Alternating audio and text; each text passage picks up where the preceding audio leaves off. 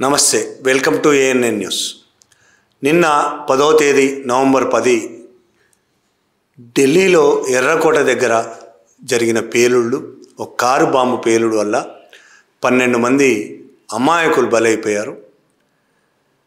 ఇది దుర్మార్గమైన దాడి, ప్రజల మీద చేసిన దుర్మార్గమైన దాడి. ఈ దాడిని దేశ ప్రజలందరూ ఖచ్చితంగా ఖండించాల్సిన అంశం. అమాయకులైన ప్రజలను బలి తీసుకోవడం అనేది మన భారతదేశంలో చాలా రోజులుగా సాగుతూ ఉన్నది. ఇలాంటి దాడులు మోడీ వచ్చిన తర్వాత జరగలేదు అని జమ్మూ కాశ్మీర్ తప్ప దేశంలో మరెక్కడ టెర్రరిస్ట్ దాడులు జరగలేదు అని ప్రధానమంత్రి మోడీ ఓ బహిరంగ సభలో మాట్లాడి, తాను వచ్చిన తర్వాత బీజేపీ వచ్చిన తర్వాత ఇలాంటి దాడులు ఎన్నడూ జరగలేదని. రక్షణ మంత్రి రాజ్నాథ్ సింగ్ మాట్లాడాడు, నిర్మలా సీతారామన్ మాట్లాడి, ఈ మధ్యనే మన భద్రతా సలహాదారు అజిత్ దోవల్ కూడా అదే మాట మాట్లాడాడు. పెద్ద దాడులు అంటే ఏందో, పెద్ద దాడులు అంటే చిన్న దాడులు అంటే ఏంది, ప్రజలు చనిపోవడం, అసలు దాడి జరగడమే ఒక దుర్మార్గమైంది, అది పెద్దది. వాదోపవాదాలు కాదు ఇక్కడ జరుగుతున్నాయి, దాడులు కూడా చనిపోవడానికి చేస్తే దాడులు. తుపాకులతో కాల్పులు కావచ్చు, ఆర్డీఎక్స్ పెట్టుకొని తమకు తాము పేల్చేసుకోవడం కావచ్చు, కార్లను పేల్చేయడం కావచ్చు. ఇలాంటి దాడులు 2014 ముందు జరిగాయి, 2014 తర్వాత కూడా జరుగుతూనే ఉన్నాయి. జరగలేదు అని బీజేపీ నాయకులు తమను తాము గొప్పోళ్ళుగా ప్రచారం చేసుకోవడం కోసం చేస్తున్న ప్రయత్నం తప్ప నిజం కాదు అని. నిన్న ఢిల్లీ దాడి, దేశ రాజధాని ఢిల్లీలో, కేంద్రంలో బీజేపీ అధికారంలోకి ఉంది, ఢిల్లీ రాష్ట్రంలో కూడా బీజేపీ అధికారంలో ఉంది. అయినప్పటికీ ఢిల్లీలో దాడి జరిగింది. మోడీ వచ్చిన తర్వాత ఇలాంటి దాడులు నిన్న జరిగిన ఢిల్లీలో జరిగిందే కాదు, గతంలో జమ్మూ కాశ్మీర్లో ఆర్మీ బేస్ల మీద 2014 మోడీ ప్రధానమంత్రి అయిన సంవత్సరమే డిసెంబర్ నెలలో యూరి అండ్ నాగర్టోలా అనే 2 ఆర్మీ బేస్ల మీద దాడులు జరిగాయి. దాదాపు 17 మంది చనిపోయారు. ఆర్మీ బేస్ల మీద కాదు, సివిల్ అంటే ప్రజలు లక్ష్యంగా, పౌరులే లక్ష్యంగా కూడా ఆ రోజు దాడులు జరిగాయి.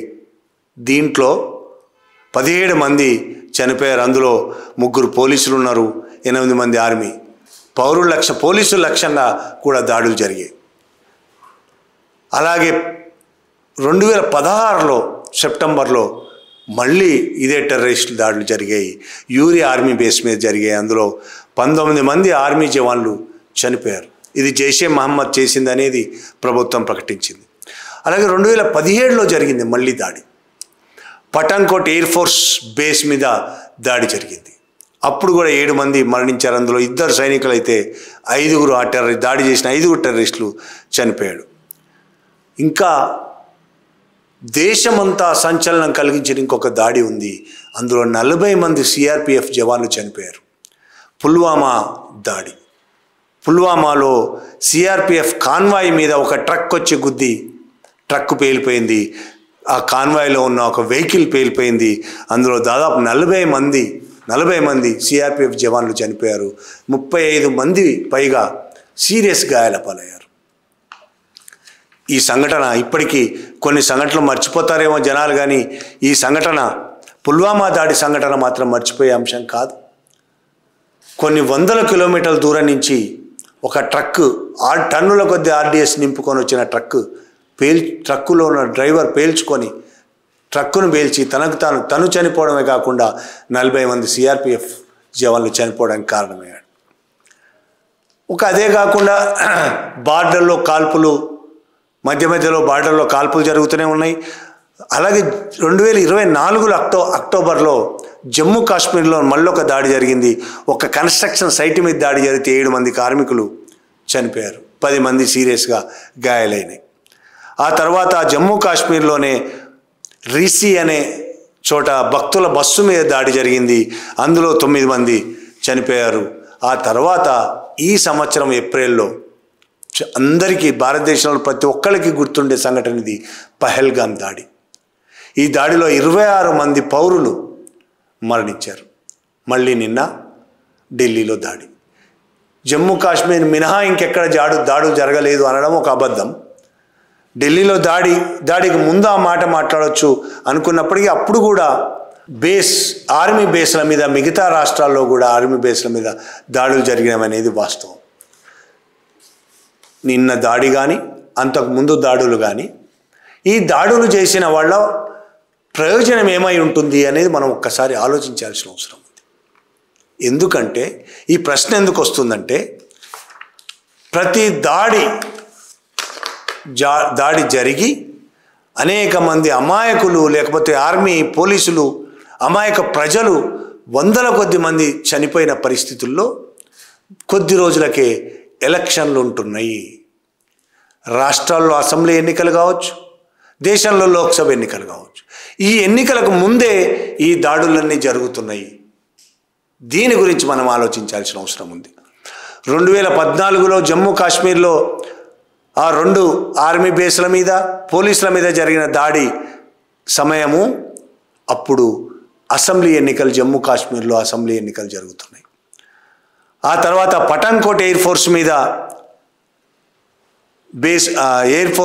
బేస్ మీద దాడి జరిగిన సంఘటనలో 7 చనిపోయిన సంఘటన ఉంది ఇందులో. అలాగే దానికి కొద్ది ముందే అది 2017 జనవరిలో జరిగింది. దానికి కొద్ది ముందే యూరి ఆర్మీ బేస్ మీద దాడి జరిగింది. ఇందులో 19 మంది జవాన్లు చనిపోయారు.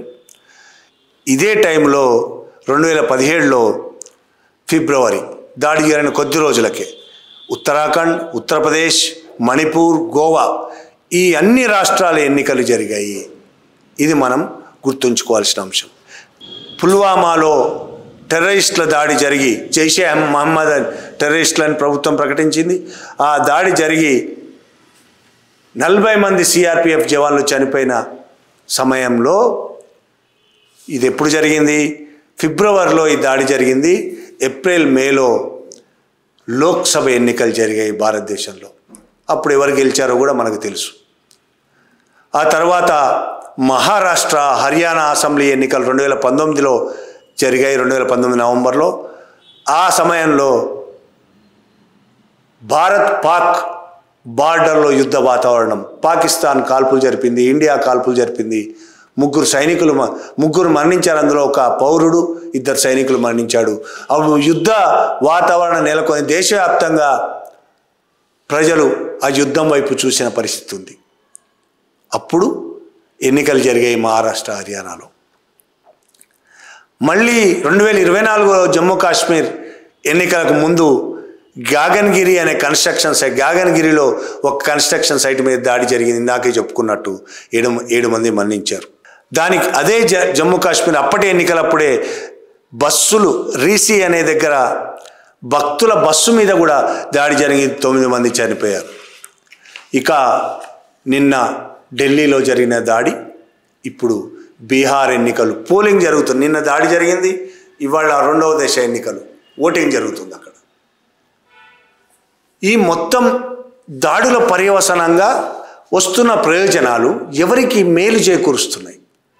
ఎవరి ప్రయోజనాల కోసం ఈ దాడులు జరుగుతున్నాయి? ఈ 2 ప్రశ్నలకు లింక్ ఉంది. ఎవరి ప్రయోజనాల కోసం వాళ్ళు దాడులు చేస్తున్నారు? ఎవరి కోసం దాడులు చేస్తున్నారు? దాడుల వల్ల ఎవరికి ప్రయోజనం ఉంటుంది? ఈ రెండింటిని మనం లింక్ చేసి ఆలోచించాల్సిన అవసరం ఉంది. ఈ చెప్పుకున్న అన్ని ఎలక్షన్స్లో దాదాపు ఒక జమ్మూ కాశ్మీర్ ఎన్నికలు తప్ప అన్ని ఎలక్షన్స్లో బీజేపీ లేదా బీజేపీ మద్దతు ఇచ్చిన వాళ్ళు గెలిచారు, వాళ్ళు అధికారంలోకి వచ్చారు.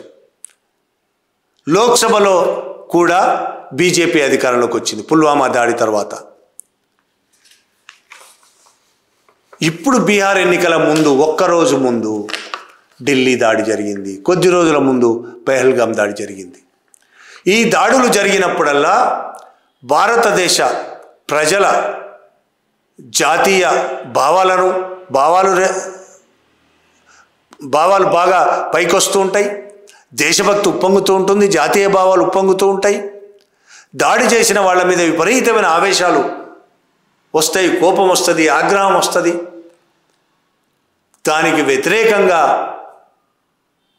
వాళ్ళు ఏ మతమైతే ఏ మతస్థులైతే దాడి చేశారో ఆ మతానికి వ్యతిరేకంగా ఓటు వేయాలని ఎలక్షన్లు కూడా ఉంటాయి కాబట్టి ఓటు వేయాలనే ఆలోచనలు రేకెత్తిస్తాయి ఈ దాడులు. వాళ్ళకి వ్యతిరేకంగా ఓటు వేయడం అంటే ముస్లిం మతాన్ని వ్యతిరేకిస్తూ హిందూ మతాన్ని కోసమే పనిచేస్తున్న పార్టీకి ఓటేయడం. భారతదేశంలో అలాంటి పార్టీ ఏదైనా ఉందా అంటే ఒక్క మతం ఆధారంగా మాత్రమే ఓట్లు అడిగే ఒకే ఒక పార్టీ బీజేపీ. అన్ని పార్టీలు మత రాజకీయాలు చేస్తాయేమో కానీ మతం మాత్రమే రాజకీయంగా చేసే మత రాజకీయం మాత్రమే చేసే పార్టీ బీజేపీ. దాని ఆధారంగానే దాని ఉనికి ఉన్నది, మతం ఆధారంగానే ఉనికి ఉన్నది. మతం లేకపోతే ప్రజలు ఈ మత రాజకీయాల్లో ఇంట్రెస్ట్ చూపించడం మానేస్తే బీజేపీ ఉనికికే దెబ్బ. కాబట్టి ఎప్పటికప్పుడు ప్రజల మనసుల్లో మతం అనే ద్వేషం, ఇతర మతస్థులపై ద్వేషం రగులుతూ ఉండాలి. ఒక మత ద్వేషమే కాదు, దాని చుట్టూ మనకు తెలియకుండానే మనం దేశభక్తి అనుకుంటాం, జాతీయ భావాలు అనుకుంటాం. కానీ నిజానికి అది దేశభక్తి కాదు, జాతీయ భావాలు కావు అందులో ఉన్నవి. అందులో మతద్వేషము, అవతల వాళ్ళని ద్వేషించడమే. దేశభక్తి అంటే మన దేశాన్ని ప్రేమించడం, మన దేశంలోని ప్రజలను ప్రేమించడం, ప్రజల కోసం మనం పనిచేయడం, అది దేశభక్తి. దేశభక్తి అంటే ఇతరులను ద్వేషించడం కాదు. ఆ ఇతరులను ద్వేషించడం అనేది మతంలో ఉన్నది. అది ఏ మతమైనా కావచ్చు. ప్రతి మతము ఇంకొక మతంలో ఉన్న మతాన్ని స్వీకరించడం లేక మతంలో ఉన్న ప్రజలను వ్యతిరేకిస్తుంది. ఆ విధమైన వ్యతిరేకించి ద్వేషించే రాజకీయాలు ప్రచారం చేసి ప్రయోజనం పొందడం కోసం చేస్తున్న ప్రయత్నాల్లో భాగంగానే ఈ దాడులను చూడవలసిన అవసరం ఉన్నదా లేదా అనేది మనం ఆలోచించుకోవాల్సిన అవసరం ఉన్నది. ఒకసారి అంటే ఏదో యాదృచ్ఛికంగా జరిగిందనవచ్చు, రెండవసారి కూడా యాదృచ్ఛికం అనుకోవచ్చు. పదే పదే పదే ఎన్నికలకు ముందే జరుగుతున్న ఈ దాడులు అంటే ఈ ఎన్నికల వల్ల దాడులు చేసే తీవ్రవాదులకో ఉగ్రవాదులకో వాళ్ళు చెప్తున్న టెర్రరిస్టులకో వచ్చే ప్రయోజనం ఏంటి? భారతదేశాన్ని విచ్ఛిన్నం చేయడానికి వాళ్ళు ప్రయత్నిస్తున్నారని చెప్తున్నారు కదా. ఎన్నికల ముందే ఎందుకు ఆ ప్రయత్నం చేస్తారు? ఎప్పుడు ఎక్కడో బీహార్లో ఎన్నికలు జరిగితే ఢిల్లీలో దాడి చేయడం వల్ల బీహార్ ఎన్నికలకు ఏమైనా నష్టం వస్తుందని ఆ టెర్రరిస్టులు భావిస్తున్నారా? పుల్వామాలో దాడి చేస్తే భారతదేశ వ్యాప్తంగా ఎన్నికలు జరగకుండా ఆగిపోతాయని వాళ్ళు అనుకుంటారా? అంత అమాయకులా వాళ్ళు? టెర్రరిస్టులు నిజంగానే టెర్రరిస్టుల దాడులే ఇవన్నీ అయ్యుంటే, లేదు టెర్రరిస్టు దాడులకు ఈజీ రూట్ కల్పిస్తున్నది ఇంకెవరైనానా? దీనివల్ల ప్రయోజనం పొందేవాళ్ళు ఇంకెవరైనా వాళ్లకు రూట్ కల్పిస్తున్నారా? వాళ్ళు అరెస్టులు కాకుండా, ముందస్తు అరెస్టులు కాకుండా ప్రయత్నం చేస్తున్నారా?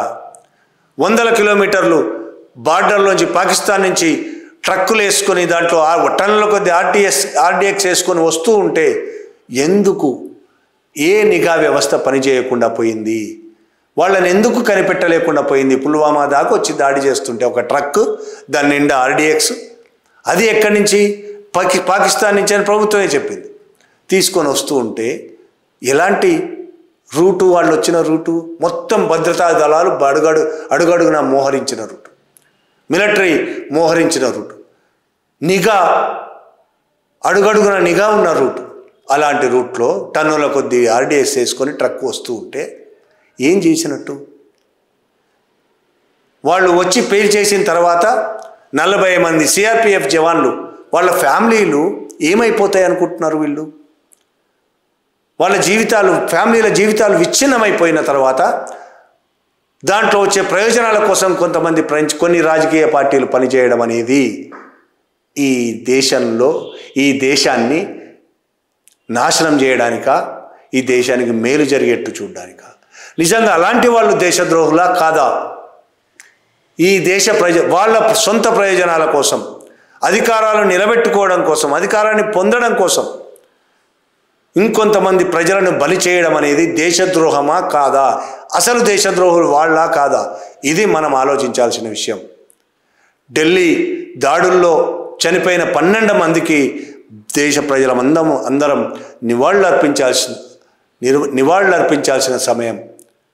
వాళ్ళ మీద ప్రమాణం చేసి చనిపోయిన వాళ్ళ మీద ప్రమాణం చేసి ఎవరైతే బలి తీసుకున్నారో వాళ్ళ ప్రయోజనాలను ఓడించాల్సిన సమయం ఇది. వాళ్ళ ప్రయోజనాలను ఓడించాల్సిన సమయం. వాళ్ళ సొంత ప్రయోజనాల కోసం, అధికారం కోసం ఇన్ని వందల మందిని బలిపెడుతున్న ఏ రాజకీయ పార్టీ అయినా, ఏ భావజాలాన్నైనా ఈ దేశంలో మూలాల్లో నుంచి తొలగించి బయటికి విసిరేయాల్సిన అవసరం ఉన్నది. వాళ్ళు మన మెదళ్లలో నింపుతున్న ద్వేషాన్ని ధిక్కరించాల్సిన అవసరం ఉన్నది. ప్రేమను, శాంతిని మనం కోరుకోవాల్సిన అవసరం ఉన్నది. పక్క వాళ్ళను ప్రేమించాలి. దేశభక్తి అంటే ద్వేషం కాదు. ఈ దేశాన్ని ప్రేమించడం అంటే ఇంకొకళ్ళ మీద ద్వేషం నింపుకోవడం కాదు. ఈ దేశాన్ని ప్రేమించడం అంటే ఈ దేశంలో ఉన్న ప్రతి ఒక్కరిని ప్రేమించడం, ఈ దేశంలో ఉన్న ప్రజలందరినీ ప్రేమించడం, వాళ్ళ కోసము మనము పని చేయడము, దేశంలో ఉన్న వాళ్ళందరినీ ఐక్యం చేయడము, దేశ ప్రజల సమస్యల పరిష్కారాని కోసం మనం కూడా ఒక అడుగు ముందుకేయడము. ఇప్పుడు బీజేపీ చెప్తున్నట్టు ఇప్పుడు బీహార్లో ప్రచారం మొదలుపెట్టుంటారు. ఈరోజు ఎలాగూ ఆ ఉద్రేకాలు రెచ్చిపోయి ఉన్నాయి కాబట్టి, ఆవేశం రేగి ఉంది కాబట్టి ఎలాగో వీళ్ళు ప్రచారం ఈ దేశాన్ని నాశనం చేయడానికి ఉగ్రవాదులు వస్తున్నారు, ఒక మతం ఈ దేశాన్ని నాశనం చేస్తున్నదని ముస్లింల మీద దాడి చేస్తూ ఉంటారు, ముస్లిం మతం మీద దాడి చేస్తూ ఉంటారు బీజేపీ వాళ్ళు. ప్రతి ఎలక్షన్లకు ముందు, ఎలక్షన్ల తర్వాత, ఎలక్షన్ల సమయంలో వాళ్ళు మతం తప్ప ఇంకొక సమస్యను ముందుకు తీసుకురారు. ఈ దేశంలో కొన్ని కోట్ల మంది యువత నిరుద్యోగులుగా ఉన్నారు. అధిక ధరలతో 140 కోట్ల మంది ప్రజలు అల్లకల్లోలంగా ఉన్నారు. రోజు రోజుకు పెరిగిపోతున్న ధరలతో విసిగి వేసారి ఉన్నారు. ఆ ధరలకు తగ్గట్టు వాళ్ళ ఆదాయం పెరగకపోవడం వల్ల అనేక ఇబ్బందులు పడుతున్నారు. వ్యవసాయం చేస్తున్న రైతుల పరిస్థితి దారుణంగా ఉన్నది. ఆత్మహత్యలు చేసుకుంటున్నారు. చేనేత కార్మికులు ఆత్మహత్యలు చేసుకుంటున్నారు. అన్ని వృత్తుల్లో ఉన్న ప్రజలందరూ పేదరికంతో కునారిల్లుతున్నారు. ఆత్మహత్యల వైపు నెట్టవేయబడుతున్నారు. ఈ సమస్యలను బీజేపీ ఒక్క రోజైనా ఏ ఎన్నికల ముందైనా మాట్లాడిందా? జూబ్లీస్ ఎన్నికలు జరుగుతున్నాయి, ఇవాళ పోలింగ్ జరుగుతోంది. అన్ని పార్టీలు వేరువేరు మాటలు మాట్లాడితే బీజేపీ వచ్చి పాకిస్తాన్ నుంచి 40,000 బురకాలు తెప్పించారు, పాకిస్తాన్ రోజు కాంగ్రెస్ పొగుడుతూ ఉంటుంది, అమ్మవారి దగ్గర ప్రమాణం చేద్దాం వస్తావు, ఇవి మతం తప్ప ఇంకొక మాటలు మాట్లాడినే జూబ్లీ హిల్స్ను సీతానగరంగా మార్చేస్తాం. అసలు ఏంది మతం తప్ప ఇంకొక మాట పట్టని, ఇంకొక భాష రాని బీజేపీ మతపరంగా ఈ దేశ ప్రజలను రెచ్చగొట్టడానికి అనేక ప్రయత్నాలు చేస్తుంది. దాంట్లో భాగంగా ఆ ప్రయత్నాలు చేస్తున్నది కాబట్టి ఆ ప్రయోజనాలు పొందుతున్నది. ఈ దాడులు కూడా, ఈ చావులు కూడా, ఈ బలి కూడా అందులో భాగమేనా కాదా అని మనం ఆలోచించాల్సిన అవసరం ఉన్నది. Thank you very much.